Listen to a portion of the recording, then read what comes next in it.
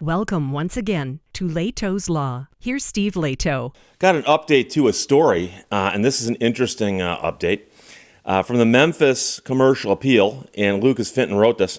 Woman arrested and charged in the Elvis Presley Graceland foreclosure scheme. And by scheme, we mean scam. You know, they sound a lot alike, but in this case, they are very similar. The woman's from Missouri. And this is an interesting twist because I had a whole bunch of people send me an update that happened a little while ago after the original story broke, where somebody had supposedly come forward to explain how they had done it, and some newspapers ran that story and said, yes, this person on another continent admits they did it. And of course, when you get an email from a Gmail account that says, I'm on another continent, the person could be sitting at the desk next to you. So don't believe everything you read, especially when it's in your inbox. So a Missouri woman was arrested Friday morning and charged in connection with the attempted foreclosure scheme of Graceland, which of course is where Elvis Presley lived. The U.S. Department of Justice said in a press release on Friday, and by the way, the timing is perfect because Friday was the anniversary of Elvis's death. So the woman involved here goes by a whole bunch of different names, and I'm not even sure which one's the real one. I'm not even sure if the DOJ knows, so I'm just going to call her the woman, was charged in the U.S. District Court for the Western District of Missouri, not on another continent. The criminal complaint is 30 pages long, and among other things, she's charged with aggravated identity theft and mail fraud. What's funny is I remember watching television shows back in the 60s. McMillan and wife. And mail fraud always seemed to be in there because mail, the U.S. mail, you know, you put a stamp on something and you mail it, the analog mail. It's become such a part of people's lives that they forget it's run by the government and it's regulated by federal statutes, and you can't use it to commit fraud. As alleged in the complaint, the defendant orchestrated a scheme to conduct a fraudulent sale of Graceland, falsely claiming that Elvis Presley's daughter had pledged the historic landmark as collateral for a loan that she failed to repay before she died. So the Deputy Attorney General said that in a statement, which continues, as part of the brazen scheme, we allege that the defendant created numerous false documents and sought to extort a settlement from the Presley family. Now she's facing federal charges. Criminal Division and its partners are committed to holding fraudsters to account.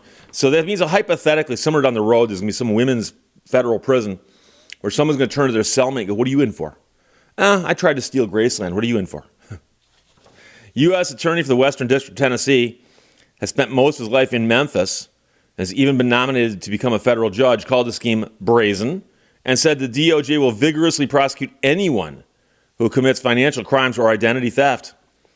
3 foreclosure notices were published by an investment company back in May, citing a public auction for Graceland.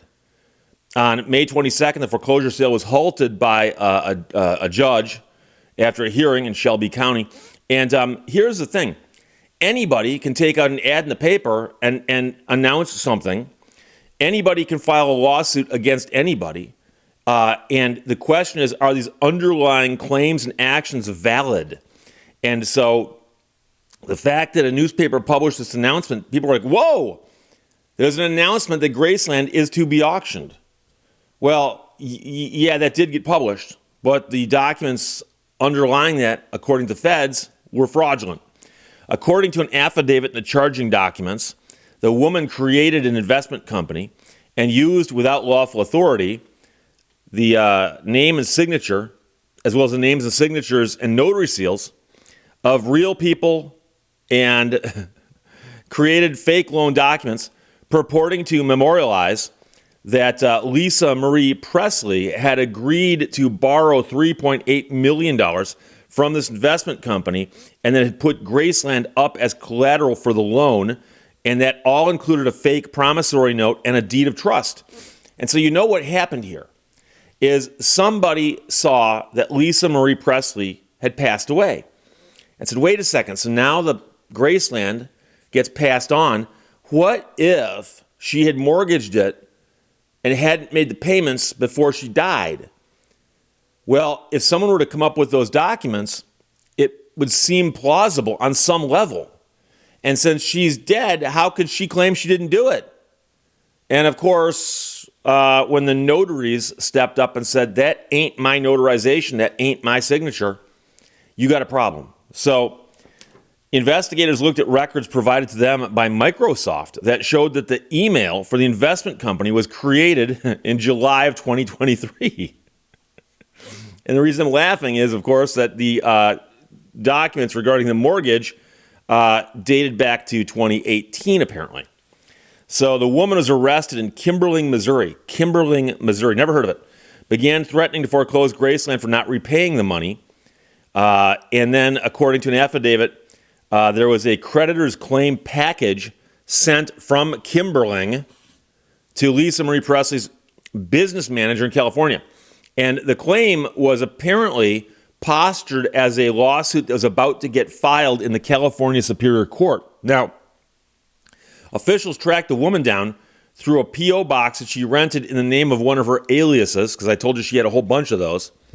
And a phone number attached to the creditor's claim was also linked to her. So a number of other packages were sent under numerous aliases from the same post office in Kimberling, according to officials. Those postmarks are so pesky. Some of those packages included sworn affidavits that officials alleged were fraudulent. The charging complaint, according to documents, was originally filed under seal because the feds were concerned that the defendant might flee or conceal evidence or try to influence witnesses if she found out she's being investigated, because the investigation is ongoing. But I believe that they've now acted on this, and it's probably going to get unsealed if it hasn't been already. Prior to the foreclosure sale happening, Lisa Marie's daughter filed a lawsuit in court to halt the sale. Following a hearing in May, a Memphis-based law firm filed the court-ordered injunction bond, and they were representing Elvis's granddaughter and the trust which controls ownership of Graceland, the estate, and a bunch of other stuff, I believe. And then they filed a countersuit regarding the sale and said the foreclosure claims were fraudulent. Numerous emails, and this is what I'm talking about here, numerous emails riddled with grammatical errors were sent to attorneys and media outlets, including the Commercial Appeal, who is publishing this story, in May. And somebody claiming to be behind this wrote these emails. And one email is written in Spanish and claimed that the investment firm was the Yahoo ringleader of Nigeria. I wonder, is that an inherited title or are you elected? The New York Times and the Daily Memphian also reported receiving similar emails. The emails to other media outlets were written in different languages and contained slightly different details. However, they all still claimed responsibility for the predatory and fraudulent behavior.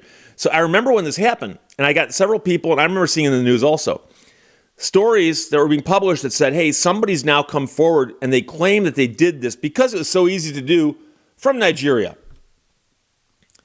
And of course, what it looks like now is that the woman in Missouri wanted to get the people who might be investigating this off her trail, had somebody in Nigeria confess, which is easy to do because you create an email address and you just send an email and go, hi, I'm in Nigeria and I did it. According to the DOJ, all names associated with the investment company were actually that woman using different aliases and so on. After the scheme attracted global media attention, she allegedly wrote to representatives of the family, Elvis's family, and the Tennessee State Court and the media to claim falsely that the person responsible for the scheme was a Nigerian identity thief located in Nigeria. Where else would he be? Fame and money are magnets for criminals who look to capitalize on other people's celebrity status, says somebody from the U.S. Postal Inspection Service. In this case, she allegedly took advantage of the very public and tragic occurrences in the Presley family as an opportunity to prey on the name and financial status of the heirs to the Graceland estate, attempting to steal what rightfully belonged to the Presley family for her personal gain. And this is one of those things where once you start unraveling it, you go, what a brazen scheme. But then you realize, could it have worked? You go, well, it almost worked. I mean, they were about to have the foreclosure auction, right? No. It didn't almost work. Because even if the auction goes through, there's a redemption period. but there's going to be litigation over something this valuable. And keep in mind that these documents that got filed had signatures on them where the people who were purported to have signed it, well, one of them's dead, but everyone who knew her said that's not her signature. But because they were important legal documents, the signatures were notarized. So that means that there is a notary out there who should be able to say, yes, I notarized that signature because I was present when it was signed, witnessed the signature, and I got identification from the person to prove it was them. And I've had many documents notarized. I've watched it done. I've had employees who are notaries. And very rarely are they called on to verify things like this. But because these allegations were so serious, people started digging into this. And the first thing they did is they called the notaries and said, hey, did you notarize a document for Lisa Marie? And they're like, who, what? No. And the second the notary backs out, you've got a problem because you've got a deceased signer and a notary going, I don't know anything about this. Somebody just got my information and used it. And so that was where it fell apart originally. And of course, a lot of the other documents. And then I remember a whole bunch of hullabaloo going on over the investment company. Because remember, for someone to lend the money, ostensibly, they would be a bank or a lender of some sort. And so when you simply invent a lender out of thin air and go, oh yeah, it's Wild E. Coyote Investments, LLC. Somebody's going to go, who's that now? Where are they located? Where's their offices? Like, who's behind it? And don't get me wrong, somebody who's rich could come along and go, I've got the money, I'll lend it to you. But it'd still be a real person. And so there was, I don't believe, any evidence that this investment company named as the lender existed. And so you might be asking, okay, but Steve, what was she trying to do? Did she really think that Graceland would get auctioned off and the money be sent to her? Because everybody would by then know that the investment company wasn't real and the people behind it weren't real. And the notaries were disavowing anything that their name was attached to. And it looks like what she was hoping was going to happen was that the descendants and heirs of Elvis, who are attached in some way or another to this estate, were going to go, oh my gosh, Lisa Marie took out all this money and probably blew it on something to make these people go away. Let's pay them.